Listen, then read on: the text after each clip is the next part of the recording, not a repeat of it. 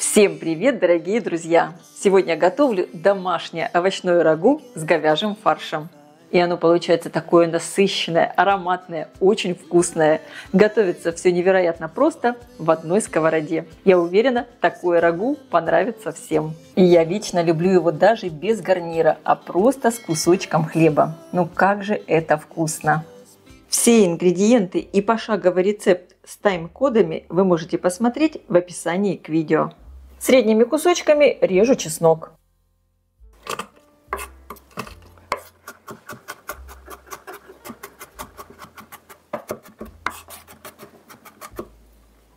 Также средними кусочками режу лук.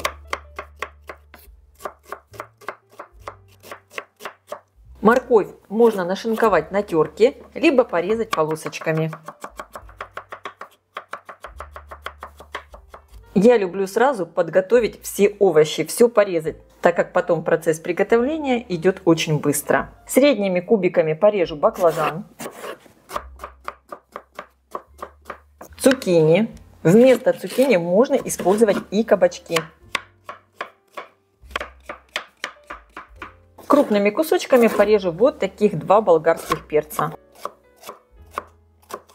Порежу 2 помидора средними кубиками. Осталось порезать капусту, и по желанию можно добавить стебель сельдерея. Капуста у меня такая молоденькая, поэтому я ее режу довольно крупно. Если вы используете старую капусту, то тогда просто ее нашинкуйте помельче. И я добавлю сельдерей, он очень полезный. В конце я также буду добавлять петрушку, поэтому порежу небольшой пучок. Готовить рагу я буду в глубокой сковороде. Включаю ее разогреваться, добавляю растительное масло. Отправляю обжариваться чеснок.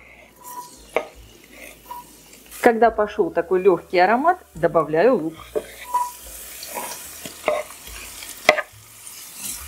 Обжариваю его до легкого золотистого цвета. Добавляю в сковородку говяжий фарш. Разминаю его лопаткой и обжариваю. Я сейчас все готовлю на большом огне. Фарш солю и добавляю черный перец.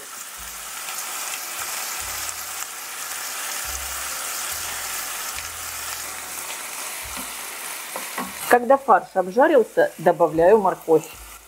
Обжариваю ее примерно в течение пары минут, чтобы она стала мягче. Теперь добавляю кабачки и баклажаны. Обжариваю их примерно минуты 3-4, чтобы они стали немного мягче. Сейчас кажется, что овощей очень много, но, конечно, и баклажаны, и кабачки сейчас осядут. Очень часто готовят рагу, обжаривая все по отдельности. Но я готовлю все в одной сковороде, получается, на мой взгляд, очень вкусно. И совершенно не нужно пачкать лишнюю посуду. Кабачки и баклажаны уже слегка осели. Теперь добавляю помидоры и болгарский перец, а также сразу добавляю сельдерей.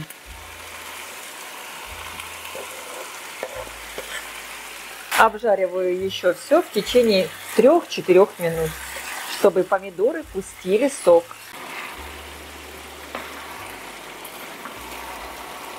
Сейчас я добавляю томатную пасту. Можно использовать и протертые помидоры. Можно пасту вообще не добавлять. Здесь все по вашему вкусу. Немного ее как бы обжариваю, перемешиваю. Сейчас огонь я уже делаю тише. В последнюю очередь добавляю капусту. Слегка перемешаю и добавлю все специи. Конечно, вы можете добавлять специи по своему вкусу. Я буду использовать смесь итальянских трав, паприку,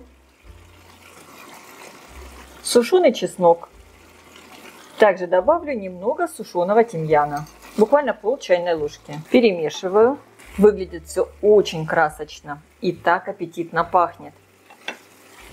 Не забудьте добавить хотя бы 1 чайную ложку сахара для баланса вкуса. Когда вы используете помидоры и томатную пасту, обязательно надо добавить немного сахара. И теперь в зависимости от того, насколько сочные овощи, сколько они пустили сока, добавляем воду. Я добавлю совсем немного. Выложу еще лавровый листик. Уменьшаю еще огонь. Накрываю все крышкой и таким образом тушу еще примерно минут 20.